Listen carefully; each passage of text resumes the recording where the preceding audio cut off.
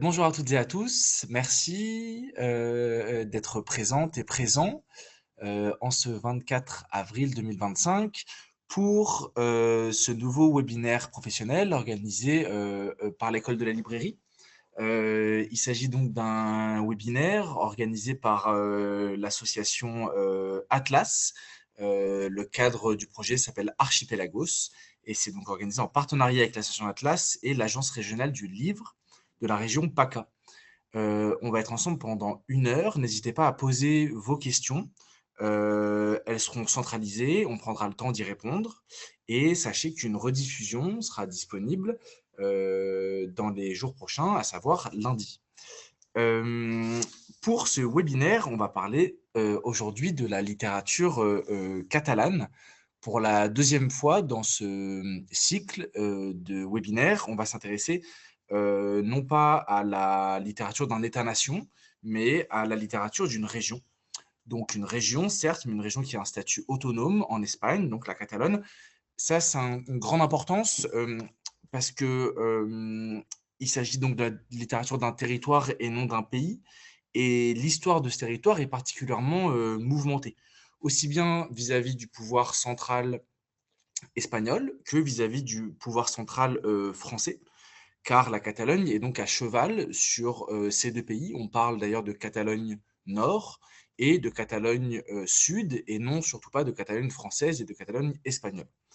Ce petit point sémantique étant dit, cette histoire de lutte pour sa reconnaissance, son indépendance, sa singularité, fait de la littérature catalane une littérature de frontières et une littérature européenne historique. La langue catalane, c'est une langue latine qui est parlée par environ 10 millions de personnes aujourd'hui. On va s'attacher principalement à parler de la littérature catalane contemporaine, étant donné que c'est ce qui vit aujourd'hui, ce qui va nous intéresser. Pour ce faire, j'ai la chance d'être avec Neush Penalba. Bonjour, Neush, merci beaucoup. Votre Bonjour à merci. tous. Bonjour. Vous êtes professeur d'université, donc Oui, spécialiste de l'œuvre de Mercé Rodoreda et à laquelle vous avez consacré votre thèse de doctorat. Également un livre. Merci beaucoup mhm. d'être avec nous pour parler de ce sujet qui est un sujet extrêmement vaste. Je le disais en introduction, on va plutôt parler de la littérature contemporaine. Avant, on est obligé quand même de faire un rappel historique, voir d'où ça vient. On n'arrive pas ici par hasard.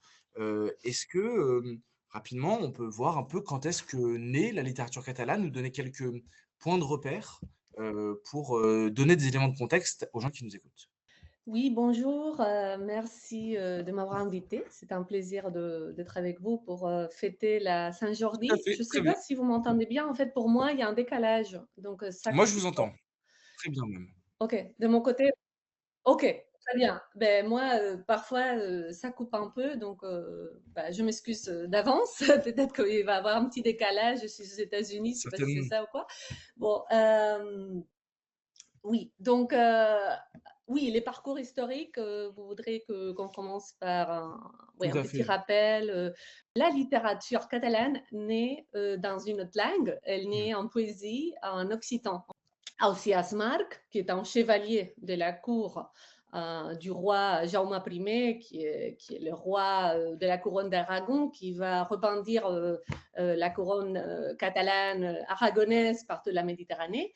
Donc, ces chevaliers valenciens, Ausiàs Marc, va être l'héritier de ces troubadours occitans ou catalano-occitans et va faire de la poésie troubadouresque en catalan. Ça, donc, les siècles d'or de la littérature catalane, c'est l'époque médiévale, c'est le Moyen Âge, parce que ça va, c'est le moment aussi de la répandue politique de la couronne d'Aragon avant que l'Espagne soit constituée avec les rois catholiques, avec cette fusion. Après, il faut aussi, bien sûr, parler de Mm. Ramon Llull, qui est le mystique catalan qui, en fait, il a écrit en latin, mais surtout en catalan. Et donc, il a eu une importance européenne bah, qui ne peut pas se comparer à un autre écrivain. C'est pour ça aussi que l'Institut qui va promouvoir la littérature catalane à l'étranger porte son nom.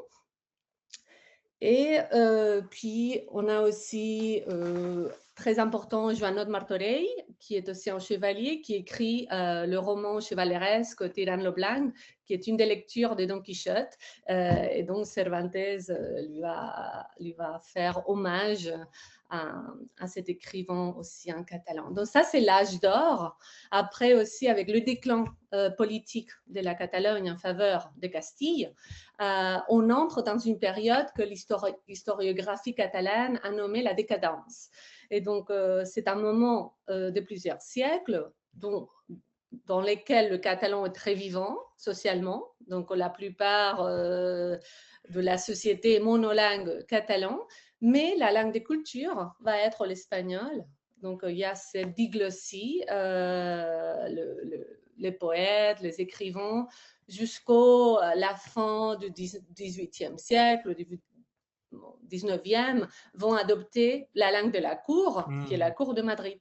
Et donc, il y a ce décalage, c'est pour ça qu'on parle de décadence. Ce n'est pas vrai qu'il n'y a pas de littérature catalane pendant tous ces siècles, mais elle est moins importante. Et donc, c'est au XIXe siècle, dans le moment où des émanations du romantisme, dans lesquelles il y a un moment avec la Renaissance, la Renaissance, de vouloir récupérer cet âge d'or du catalan en tant que langue de culture. Et donc, ça va se faire. Cette Renaissance, elle est assez, elle est plus connue des historiens et du grand public. Mais ce qu'il faut bien se dire, c'est que la situation politique de la Catalogne est indispensable pour comprendre la situation de la littérature en Catalogne. Et je pense notamment au XXe siècle, qui est le siècle de tous les bouleversements, de la guerre et notamment de la dictature de Franco. Comment est-ce que la littérature catalane, la langue catalane et donc la littérature catalane, si on dit que les deux sont indissociables, comment est-ce qu'elle survit à ce siècle après cette Renaissance? Comment elle survit à ce XXe siècle mouvementé? Oui, en fait, c'est très intéressant et c'est une histoire de Ouais. résilience et de résistance. Donc, si vous me permettez, je vais commencer un peu avant la guerre parce que c'est très important pour comprendre comment et pourquoi la littérature catalane a parvenu à survivre après la dictature de Franco. Et ça s'explique par les bases qui ont été créées juste avant de la guerre civile, de la guerre de l'Espagne. Donc, comme on disait, au XIXe siècle, il y a ce mouvement de la bourgeoisie catalane au moment du romantisme des États-nations, mais aussi, il ne faut pas oublier que Barcelone et la Catalogne, c'est la région la plus riche économiquement de l'Espagne et la plus industrielle. Et donc, il y a cet élan à nouveau de nationalisme politique qui passe par la langue.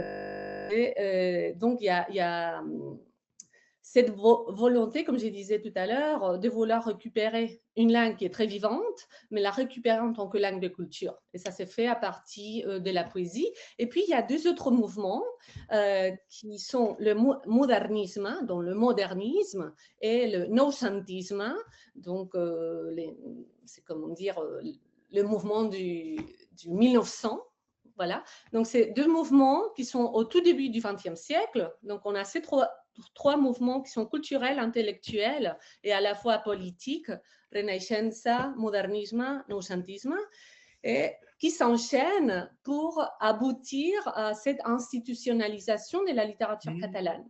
Donc, la Renaissance va vouloir rétablir ce qu'on appelle les Jeux floraux, qui est un concours poétique qui existait au Moyen-Âge. Et donc, il y a cette volonté de récupérer ce siècle d'or, qui est un peu archaïsant, bien entendu, parce que le 19e siècle, le Moyen-Âge, c'est quand même assez loin. Et cette récupération passe surtout par la poésie, dans un moment où le roman, ou les genres romanesques les plus importants en Europe. Puis, avec le modernisme, c'est surtout le journalisme littéraire la poésie aussi, et il y a une volonté de regarder vers la France, de se tourner vers la France. La France, c'est voilà, le pont vers Europe, et on tourne le dos à Madrid. Ça, ce serait un peu, dans de grands termes, le modernisme. C'est aussi un moment où les luttes syndicales à Barcelone sont très importantes. Il y a beaucoup de violence sociale à ce moment-là. Et puis, le noucentisme, qui est ce dernier mouvement, qui est celui qui a une esthétique gréco-romaine. À ce moment-là, il y a un grand effort de traduire au catalan les grandes tragédies grecques, les grands penseurs romans, et c'est à nouveau un peu archaïsant comme esthétique. Aussi, ça passe surtout par la poésie, mais ce qui est très important chez le noucentisme, hein, c'est qu'ils ont l'idée qu'il faut créer des structures pour cette littérature, et donc ils vont créer l'Institut d'études catalanes. C'est aussi le moment où le linguiste Pompeu Fabra va standardiser la langue catalane, donc une langue commune, voilà, parce que malgré la variété dialectale. Et c'est à ce moment-là, c'est quelques années, donc on parle là des années 30 au XXe siècle, qu'il y a toute une polémique, il y a une presse littéraire catalane très importante et d'une grande qualité, meilleure que celle d'aujourd'hui, je dirais. Mais du coup, il y a la polémique de on n'a pas un vrai roman. On a des romancières, mais on n'a pas un roman fort qui est bien sûr le genre qui crée de lecteurs. Et donc, ces moments de la Deuxième République, où on trouve une Barcelone très catalane, on a toutes ces institutions, il y a des maisons d'édition qui sont créées, il y a un journalisme littéraire très fort. C'est à ce moment-là que Mercè Rodoreda, Carles Riba, Pere Calders, les grands noms de la littérature catalane du XXe siècle vont se former. Et donc, ils vont continuer avec cet engagement après la guerre civile et après le On franquisme. va en parler, ça, notamment de. Donc, 1939, On va en parler notamment de Mercé de Rodoreda, franquisme. parce que c'est vrai que vous êtes une grande spécialiste de son œuvre. On sait l'implication que la Catalogne a eue pendant la guerre contre le franquisme. On sait ensuite évidemment l'oppression qu'elle a subie sous le franquisme, très fort. Comment est-ce dans quel état, Franco meurt en 75, dans quel état sort la littérature catalane à la mort de Franco? Bah, c'est complexe. D'un côté, quand Franco gagne la guerre, c'est considéré comme l'année zéro de la culture catalane. Et pendant tous les franquismes, il y a cette volonté de remplacement des institutions catalanes, de la légitimation culturelle catalane par l'espagnol. Et donc, c'est vrai qu'à partir des années 50-60, il y a moins de censure. Et par exemple, Mercè Rodoreda, qui, comme beaucoup d'autres intellectuels écrivains, ont été forcés de s'exiler de partir en exil après la fin de la guerre, vont pouvoir publier à nouveau en catalan. Et donc, créer à nouveau un public. Il y a des petites maisons d'édition qui commencent aussi à publier, mais il ne faut pas oublier que depuis le franquisme, surtout depuis les années 60-70, Barcelone.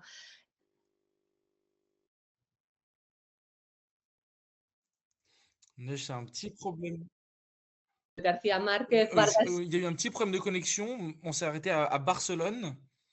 Est-ce que ça vous dérange juste de reprendre la phrase? Merci beaucoup. Ah oui, non, non, bien sûr, bien sûr. Donc, oui, il ne faut pas oublier que Barcelone, depuis les années 60-70, est la capitale mondiale de l'édition en espagnol.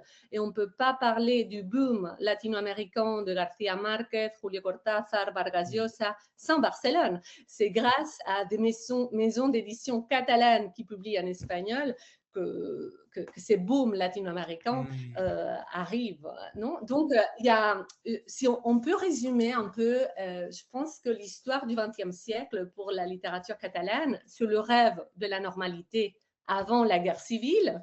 Ces rêves n'arrivent pas à s'aboutir.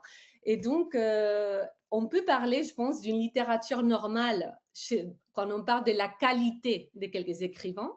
Mais le champ culturel est Mmh. complètement anormal. Et surtout depuis le franquisme, parce qu'il y a cette volonté de remplacement de l'infrastructure culturelle catalane qui avait été mise en place avant la guerre pour promouvoir la littérature catalane et qui a été Mmh. utilisée pour promouvoir la littérature en espagnol. Et à ce moment-là, donc, vous voyez, c'est très complexe. Par exemple, Mercè Rodoreda, s'il avait écrit en espagnol ou en français, elle serait aussi importante que García Márquez. En fait, García Márquez, c'est lui qui a fait connaître Mercè Rodoreda aux Espagnols. Donc, c'est un peu les combles. Un écrivain colombien, Mmh. prix Nobel, publié à Barcelone. Quand Mercè Rodoreda mort en 1986, il publie dans le journal El País un article adressé aux Espagnols qui s'intitule Savez-vous qui était Mercè Rodoreda? Et donc, il les gronde en disant, il gronde aussi les éditeurs, les critiques espagnols en disant bon, il faudrait aussi que vous vous intéressez un peu à ce qu'on écrit chez vous en catalan. Et lui-même, il découvre les romans de Rodoreda les plus connus, La Place du Diamant, et il le considère les plus importants sur la guerre civile. Il le relit en catalan. Et donc, il y a ça. Rodoreda, il a aussi rencontré Cortázar. Il a été exilé à Paris longtemps, et puis à Genève. Mais voilà, c'est pas que Rodoreda, c'est tous ces Mmh. écrivains, Pere Caldés, qui ont dû partir en exil. Rodoreda, il est resté pendant la Deuxième Guerre mondiale en France, mais la plupart est parti au Mexique, à la République dominicaine. Donc, Mmh. bon, je ne sais pas Non, si je je suis en comprends, train non, non. de m'éloigner de la question, mais je voudrais insister sur ces Ouais, ouais, points ouais, de bien la sûr. normalité. Il y a une qualité normale chez beaucoup d'écrivains, mais les champs littéraires est loin d'être normal, et donc les blessures de la Mmh. répression franquiste sont là. Bien sûr, au XXe siècle, il y a de nouvelles Mmh. problématiques qu'il Ce faut qui nous prendre en amène, compte. désormais à l'époque, contemporaine. Quelle est, la réception? Vous avez parlé de la France, que la Catalogne regardait vers la France. Comment est-ce que, si on inverse le regard, comment est-ce que la Mhm. France regardait vers la Catalogne? Quelle est la réception aujourd'hui, diriez-vous, de la littérature catalane en France? Ben, je pense c'est une Mmh mh. il y a un vrai intérêt, on peut dire. Si on regarde la carte des traductions littéraires du catalan à d'autres langues, bien sûr, la première, c'est l'espagnol. Il y a 2000 traductions du catalan à l'espagnol.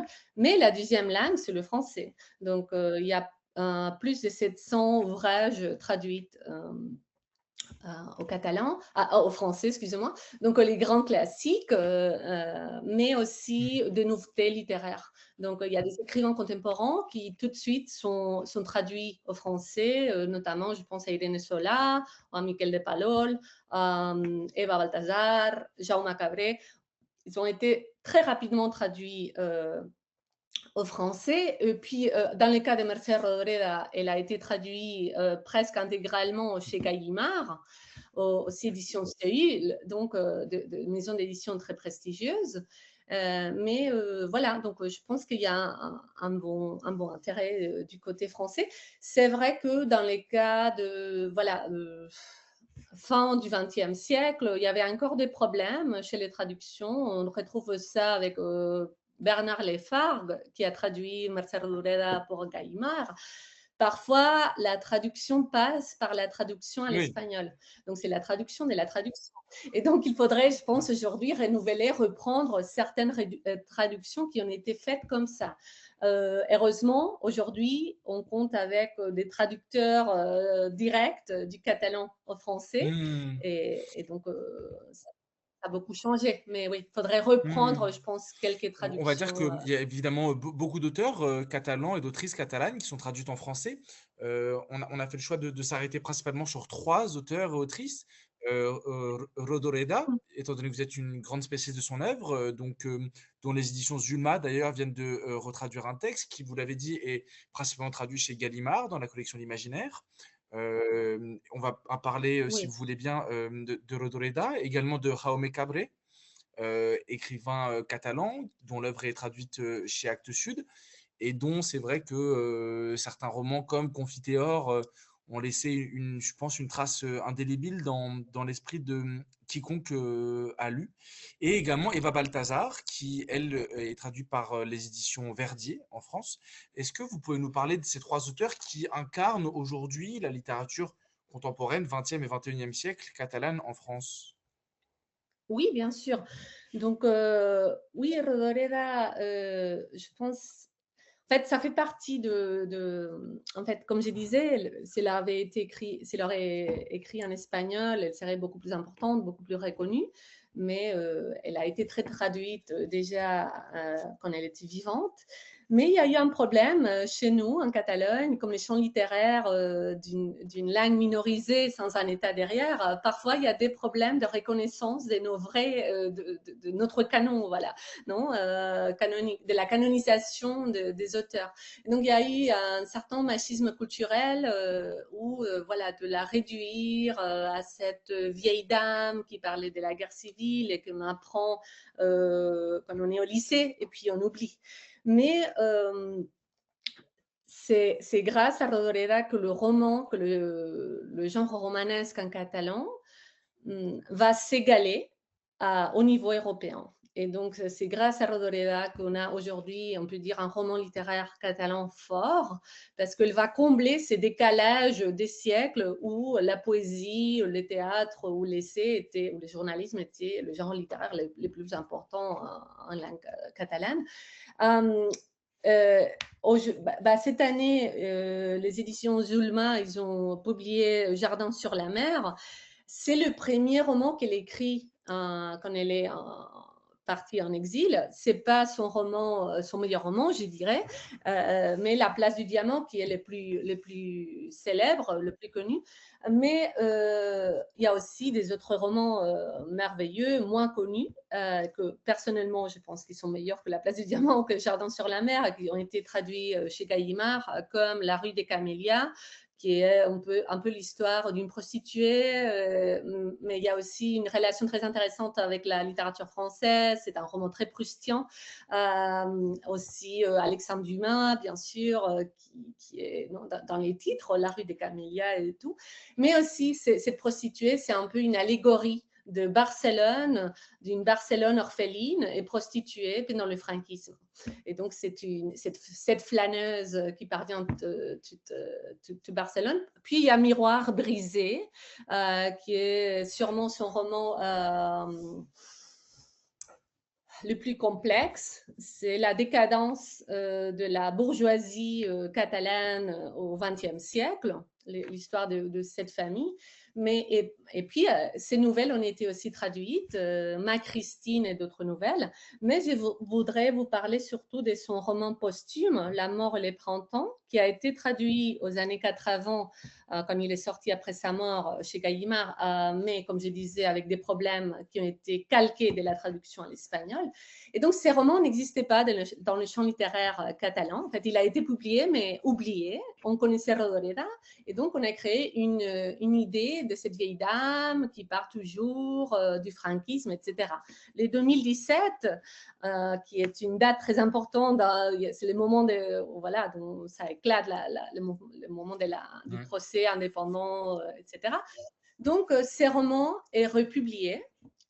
Et donc, c'est une espèce de folie généralisée parce qu'on redécouvre la grandeur de cette écrivaine et on découvre qu'on a une vision très limitée de son œuvre. On redécouvre la grande romancière catalane parce que c'est un roman fantastique, primitive, ethnographique même. C'est comme une allégorie du nazisme ou des autarkies, du franquisme même.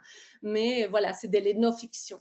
Et là, à nouveau, on voit comment Rodoreda, elle a lu Michaud, elle a lu Breton, elle a lu des écrivains français, Artaud notamment, qui ont créé donc La mort et les printemps, je dirais qui reste encore aujourd'hui au XXIe siècle le roman le plus important pour les Catalans et qui a été même imité par des romanciers actuels. Et aussi, donc là, on est dans un moment de redécouverte de cette romancière et de Hmm. révalorisation. L'amour et le printemps aussi a été traduit à l'anglais en 2013 et depuis 2 ans, 3 ans au Royaume-Uni avec un prologue de Colm Tóibín. Donc, il y a un moment de découverte internationale, de redécouverte. Et aussi, il y a une grande exposition qui va ouvrir D'accord, décembre très bien. 2025 jusqu'à mai Mais oui, et c'est vrai que cette 2026. actualité de Rodoleda, on la constate aussi parce qu'une réédition chez Zulma, qui est un éditeur historique de la littérature aujourd'hui, de la littérature traduite en France, témoigne de ce dynamisme. On avait choisi aussi de mettre l'accent sur et la lumière, les phares, sur Jaume Cabré, qui est un auteur Actes Sud. Qu'est-ce qui représente aujourd'hui Jaume Cabré en Catalogne et dans la réception en France? Je pense qu'avec Confiteor, il décide de créer vraiment un roman européen pour voilà, de faire les sauts dans la littérature mondiale. Et en fait, ce qu'il fait, c'est déjà fait Mm. avec un roman historique qui a été aussi traduit au français, qui s'appelle Les Voix du Pamano, qui est aussi un roman exceptionnel sur justement aussi les continuums présents de la répression franquiste et qui est situé dans un petit village de la Mm. Catalogne. D'accord. Depuis Confiteor, c'est vrai qu'on parle moins de lui. Peut-être celui de la voix du Pamano a touché plus les gens, peut-être parce que c'était sur le franquisme, je ne sais pas. Après Jaume, parce que je fais rouler le J, mais je crois que c'est faux. On avait choisi de se concentrer sur Eva Balthazar. Ah, je vous retrouve. Ah oui, Oui, excusez-moi. je vous en prie. Eva Baltasar, elle a commencé sa carrière littéraire en tant que poète. Elle a publié 8 livres de poésie. C'est vrai que c'est une romancière. Quand elle écrit des romans, on peut constater cette texture poétique de son langage. Elle travaille beaucoup la langue, les métaphores. Et donc, elle a rencontré un grand succès en dehors de la Catalogne, mais aussi en Catalogne, avec son triptyque, cette trilogie, ces 3 romans, Permafrost, Boulder et Mammouth. Ce sont des romans qu'on peut lire séparément. Il n'y a pas une continuité argumentale entre eux, mais elle part d'une trilogie parce qu'il s'agit de 3 protagonistes lesbiennes qui un peu elle rencontre le désir et en même temps le rejet de la maternité. Et, donc, par exemple, Mammouth, en plus, c'est aussi les voyages néo-rural. Il y a en Catalogne, la littérature catalane, un peu comme en Europe en général, en France aussi, je pense. En ce moment, le roman contemporain, il y a un intérêt pour le ruralisme, pour Mhm. placer les romans dans des milieux ruraux. Et donc, Boulder, il a eu un grand succès en anglais. Euh, et Eva Baltasar, avec ses romans, a été finaliste en 2023 au prix international Booker International à Londres. Elle n'a pas gagné, mais voilà, elle a été finaliste. Après, il y a aussi Irene Sola. Donc, Géchon, La montagne danse, qui est aussi poète. C'est une romancière assez jeune qui a publié son premier roman chez Anagrama, qui est une maison d'édition espagnole, mais qui a aussi un prix littéraire en catalan. Et comme c'est une maison d'édition espagnole très forte, ça permet aussi d'avoir un rayonnement dans l'extérieur.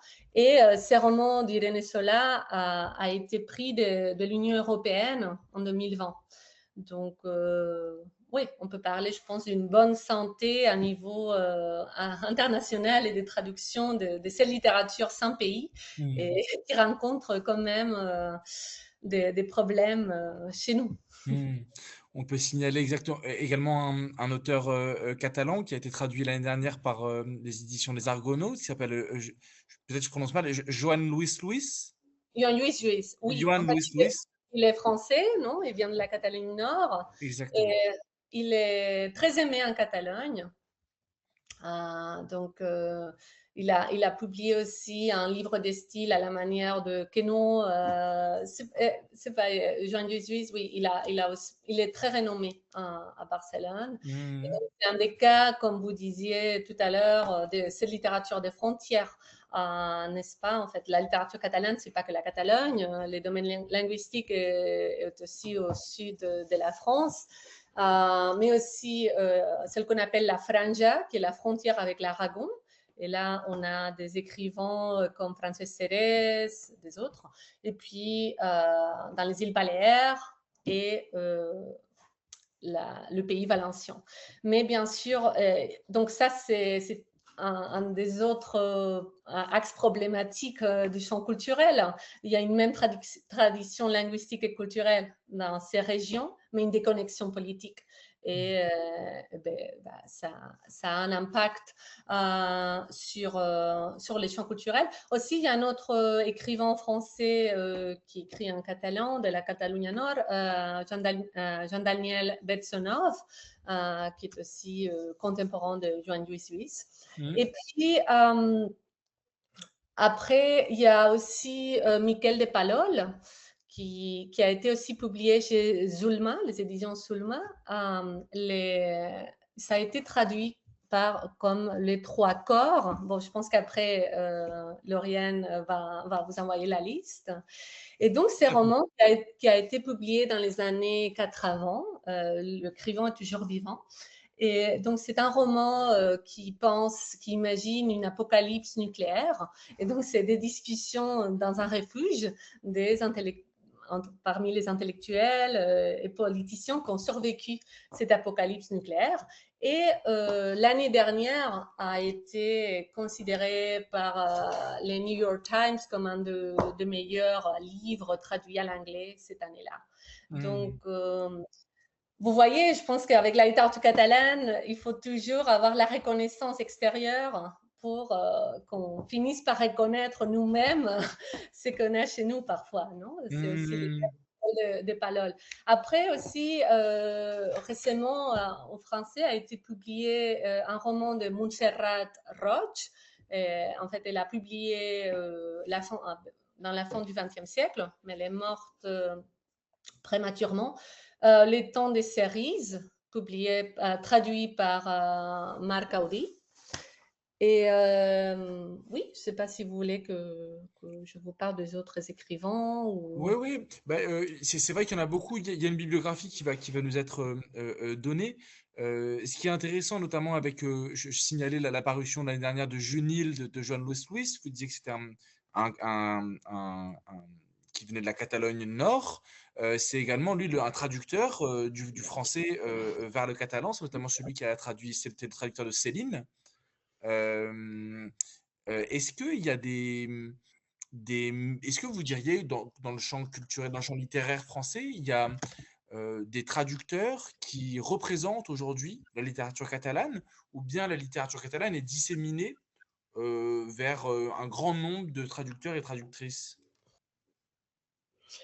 Je pense plutôt Oui. le dixième, elle est disséminée, même s'il y a bien sûr des traducteurs, je peux en nommer quelques-uns.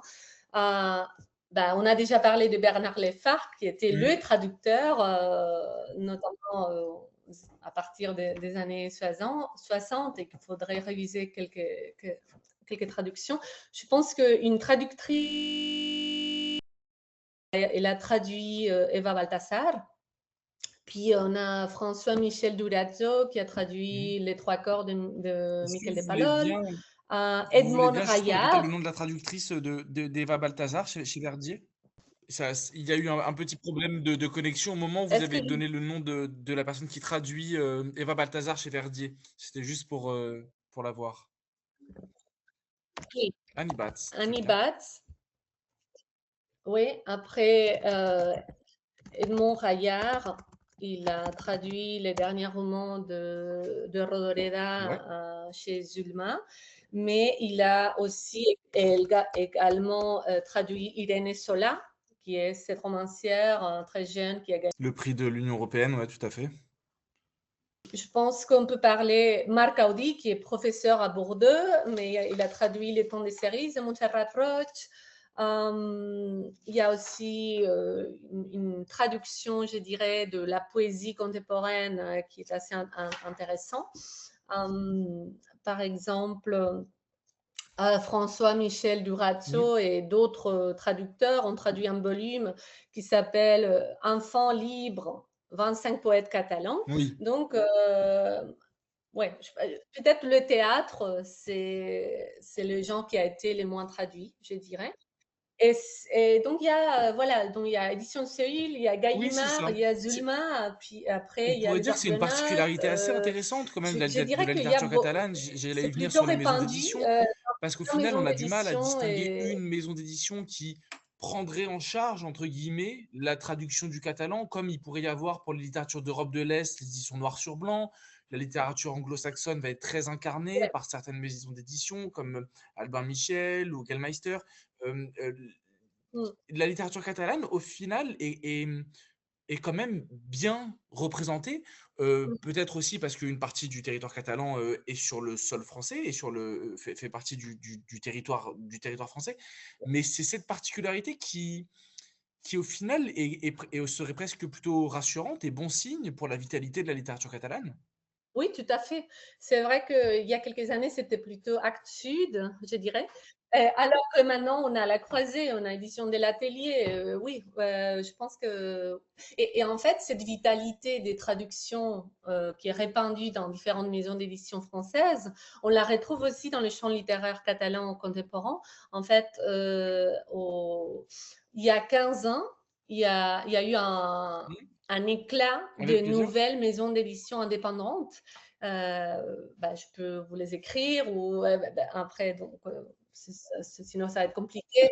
Periscopi, La Sarona Periferia, Rajberg, ce sont des toutes petites maisons d'édition, mais qui sont en train de... Bon, après Club Edito, qui est la maison d'édition de Rodoreda, mais c'est un éditeur indépendant aussi. Donc, il y a pas mal de maisons d'édition de littérature indépendante, de littérature de qualité publient des auteurs catalans, mais aussi en traduction, qui veulent un peu faire face Mmh. à Planeta, qui a dévoré des maisons d'édition catalanes historiques ou Anagrama. Je pense qu'aujourd'hui, on part d'une vitalité et en même temps, peut-être d'une saturation du marché éditorial, parce que pour continuer à vivre, cette petite maison, elles doivent publier des nouveautés tout le temps pour être dans les médias. Et donc, voilà, c'est ça.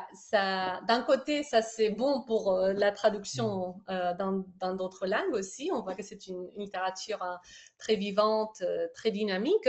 Mais en même temps, on se pose la question, est-ce qu'il y a assez de lecteurs en catalan pour pouvoir Ça, absorber je crois que toutes les c'est une nouveautés question du qui marché n'est littéraire pas, catalan? réservée à la Catalogne, mais qui m'a l'air, Non, en tout cas très française également. L'un des participants du webinaire me dit qu'il y a quelques maisons, d'édition spécialisées basées en Catalogne Nord, avec une diffusion qui n'est pas, très efficace, et ce qui fait qu'on a, peu d'écho aussi de ces maisons-là. Euh, on a parlé principalement de romans là depuis 45 minutes, oui. et c'est vrai que c'est pas étonnant. C'est toujours le roman qui est plus représentatif, qui nous arrive. Pourtant, comme vous le disiez en introduction, la poésie joue un rôle très important en Catalogne, dans la littérature catalane, et c'est notamment les voix d'indépendance, les voix de lutte étaient avant tout des voix poétiques. Comment est-ce que va la poésie catalane aujourd'hui Mhm. en Catalogne? Ils n'ont pas été traduits au français. C'est vraiment dommage, comme Blanca Vidal ou Enric Casasas. Je dirais qu'ils sont deux des poètes les plus importants en ce moment en Catalogne. Il y a des prix littéraires pour la poésie qui sont très renommés, mais bah, c'est vrai que c'est surtout les romans, Mmh. le genre qui s'emporte oui, plus de succès. Et encore le théâtre ou l'essai sont aussi dans une position problématique. C'est vrai que la saturation du marché éditorial est comparable, ce n'est pas une spécificité catalane, mais les problèmes dans une langue où les lecteurs, vous avez parlé de 10 000, voilà, les chiffres des gens qui parlent le catalan, mais en ce moment, on est dans un moment de déclin social de la langue catalane en Catalogne. Donc, bien sûr, il y a moins de lecteurs. Il y a aussi des lecteurs catalans qui lisent qu'en espagnol. Donc, on a chez nous un peu la concurrence. On s'est fait nous-mêmes la concurrence, non? Donc, il y a un peu ça. Mais oui, après, la poète Mireia Calafell, elle a été traduite. C'est une poète assez jeune. Après, comme je vous disais, il y a eu ces recueils de 25 poètes catalans.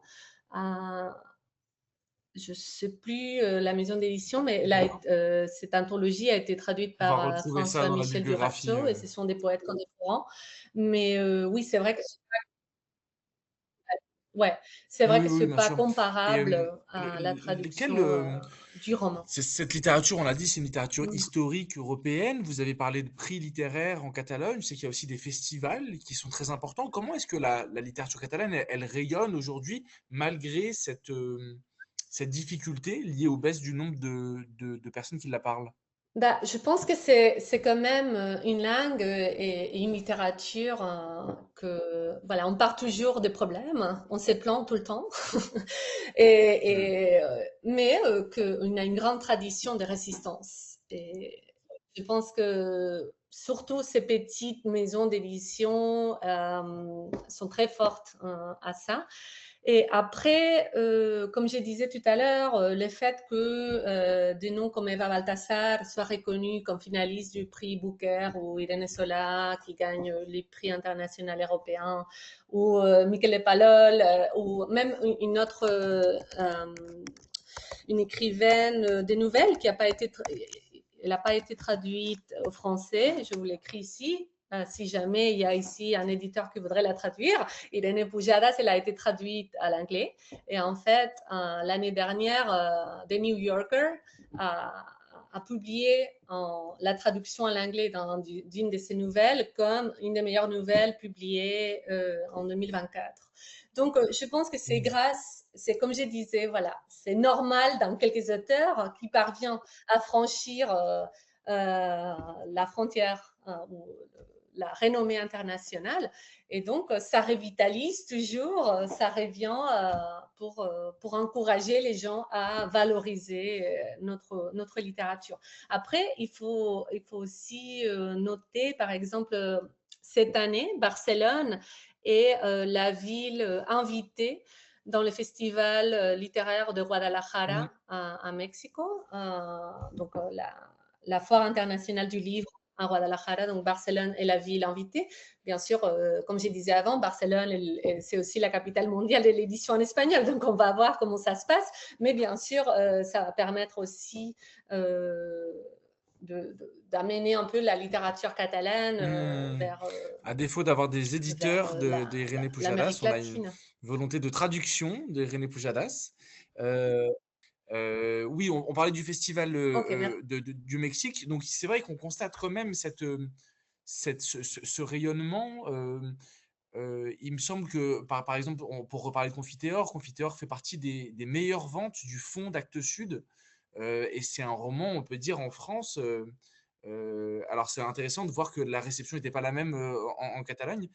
C'est intéressant, c'est on peut appeler nous un long seller qui fait vraiment, je pense, connaître la littérature catalane. Et n'hésitez pas, il reste 9 minutes avec Neige Perelba. N'hésitez pas si vous avez des questions à poser. Les appels de volontaires de traduction sont les bienvenus également. Mais en 10 minutes, ce sera plus compliqué. Oui, Irene Pujadas, excuse-moi, non, je réponds. Elle vient de publier un roman, La Intruja, aussi. Après, c'est pas, il y a des autres. Tina Vallès. Ces romans, je pense que Tina Vallès, il a été déjà traduit au français, La mémoire de l'arbre. Et ouais, c'est un roman intéressant. Il a Mmh. gagné aussi le prix Anagrama de littérature, de roman en catalan. Vous avez aussi Paul Guasc. C'est un premier roman. Je dirais qu'il n'est pas très. Mais il a eu assez de succès aussi. Et Paul Guasc, c'est un des. Comme Irene Sola, c'est un de ces écrivains, de ces romanciers jeunes qui ont 30 ans à peine, qui ont découvert en 2017 la mort et les printemps. Et chacun a fait sa version un peu plus noire. Donc, je pense qu'il faut absolument Mmh. une Si nouvelle vous avez des traduction conseils pour les futurs traducteurs et des romans traductrices, classiques de Rodoreda. c'est également le moment. De... Oui, Bah pour Oui, oui, il a déjà été traduit, Paul Wask. La mort et les printemps, comme c'est un roman posthume, il faut absolument qu'on traduise la version des clubs d'accord. édito, parce qu'il y a 4 versions et pas toutes sont C'est important lisibles. ça, ouais. Donc, je vous conseillerais de, oui, attention à ça. Ou je suis ravie si quelqu'un Très bien. fait. Ouais, ouais, ouais. Non, non, non, non, je vous en prie. Voilà. Je vous en prie, je Je vous en suis prie. désolée par les coupures, hein, c'est vrai Bien sûr, que, bien sûr. mais bon, j'ai Non, réussi non, à je vous en passer prie. le. On a parlé du théâtre, on a parlé également de la poésie. On avait très brièvement parlé du journalisme littéraire en introduction. Pour le coup, pareil, c'est un genre qui est sous-représenté en France. Hmm. Bah, le, le, le, le- oui, il est sous-représenté en fait. Bah, les grands intellectuels, les grands journalistes littéraires aussi, essayistes, c'est Giuseppe Pla. Je pense qu'il y a dans la liste que vous allez recevoir, il y a le cahier gris qui est un espèce de diétaire. Euh, qui a été traduit, mais Josep Pla est un écrivain très prolifique, d'une très grande qualité, de la prose catalane, et voilà, c'est plutôt l'essai, le journalisme littéraire, le journal de voyage. C'est un des grands écrivains du XXe siècle. Non, petite coupure. Je pense. On avait une petite coupure, c'est l'un des grands écrivains du Euh, XXe siècle, mais euh, peut-être que la phrase se ça terminait va? comme ça. Oui. Et oui, qui a pas été suffisamment traduit en français, je pense. Après, vous avez Jean Foustet, c'est les saillistes les plus importants en langue catalane, un penseur aussi du nationalisme catalan, mais il est valencien. Euh, les dictionnaires pour les oisifs, il a été traduit il y a quelques années en français. Et c'est un dictionnaire magnifique. Voilà, un essai. Après, Marina Garcés, qui est une philosophe contemporaine, elle a été traduite récemment en français. C'est par Tony Ramoneda. Son ouvrage à l'école des apprenants, elle a été traduite. C'est une philosophe qui parle Mhm. beaucoup de la crise économique, de la précarité, notamment en Espagne, mais aussi du pouvoir de l'amitié. Je pense que c'est une penseur intéressante. Puis les théâtres, oui, je pense que même Mhm. en catalan, c'est un des genres littéraires peut-être qui souffre le plus en ce moment. Et Ah il bah y a ça, comme une c'est obsession pareil, pareil en par faire France, hein. des adaptations au Et théâtre, des romans. Par exemple, ouais, ouais, ouais, bien ok, sûr. Mercè Rodoreda, elle a écrit, elle Comme a Thomas écrit des Bernard, ouvrages par de exemple, c'est toujours théâtre qui sont jamais ces représentés, romans qui sont mais représentés et pas ces pièces de théâtre. Et on se demande, il y a un participant oui, qui se demande, est-ce qu'il existe des aides, exact. par exemple des bourses, des résidences de traduction pour promouvoir la traduction d'œuvres catalanes en France? Oui, en fait, il y a pour les résidences, il y a Faber Llull, qui est un réseau des résidences en Catalogne et qui invite de chercheurs, des traducteurs, etc., qui sont intéressés de faire de résidences en Catalogne. Voilà, vous pouvez vous renseigner sur les sites web de l'Institut Ramon Llull, mais voilà, le réseau de résidences littéraires pour des traducteurs aussi, ça s'appelle Faber Llull. Et oui, c'est surtout l'Institut Ramon Llull qui crée, il a aussi des aides. Vous pouvez regarder dans son site, dans leur site web. Il y a des aides aux traducteurs littéraires, des ateliers aussi, des rencontres à Barcelone. Et puis aussi, il y a voilà, merci Lauriane. Il y a il y a une librairie qui est aussi une fondation, Finestres, qui publie, mais ça c'est plutôt pour les auteurs catalans, qui publient des prix littéraires. Mais oui, je pense que surtout avec le réseau de résidences littéraires ou pour des traducteurs Faber Llull, en fait, elle est en Andorre, à Olot, qui est au centre de la Catalogne. Il y a une autre Faber Llull dans les îles Baléares, à Majorque. Et donc, vous pouvez faire des propositions de résidence, n'importe qui. Et donc, on présente un projet et voilà, on peut être invité à être là, à faire partie de cette résidence. Ils payent la Et nourriture, merci les logements, beaucoup pour etc. toutes ces Et c'est un précisions. endroit de rencontre. Merci, merci beaucoup Neige de nous avoir éclairé, de nous Ben, avoir merci à permis de vous. comprendre la particularité de cette littérature qui est unique, liée à un territoire, on l'a dit, en mouvement, à cheval sur deux pays. Vous avez rendu ça très vivant, très intéressant. C'était en tout cas un plaisir. Merci beaucoup. Et merci à toutes et à tous, évidemment, qui nous avez écoutés. J'ai une petite précision sur les résidences. Le CITL à Arles, qui accueille aussi des traducteurs. Mhm. Tout à fait. Ouais, ouais, c'est vrai. Merci Euh, à cette personne. merci. Ouais, Non, merci. non, je vous en prie. Ouais. Merci à vous. Je suis désolée des coupures, hein, mais bon, Oui, j'espère bonne Saint-Jordi surtout. que voilà, c'est un plaisir de fêter la Saint-Jordi. Là, je suis aux États-Unis, en Philadelphie, très loin. Donc, Le cœur le y est. fêter en français avec vous, c'est un vrai plaisir. Merci beaucoup pour toutes et tous.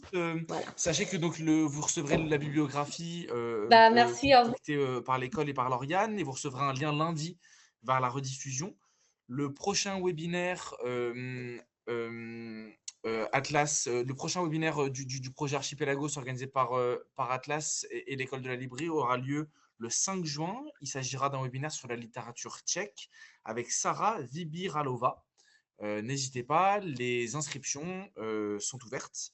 Et je vous rappelle également que l'école de la librairie organise cet été ses universités d'été sur les littératures traduites les 2 et 3 juillet 2025. Et les inscriptions, pareil, sont ouvertes sur le site internet de l'école. N'hésitez pas et je vous souhaite à 16 h une très belle journée à toutes et à tous. Merci beaucoup. Merci Noche encore pour votre présence.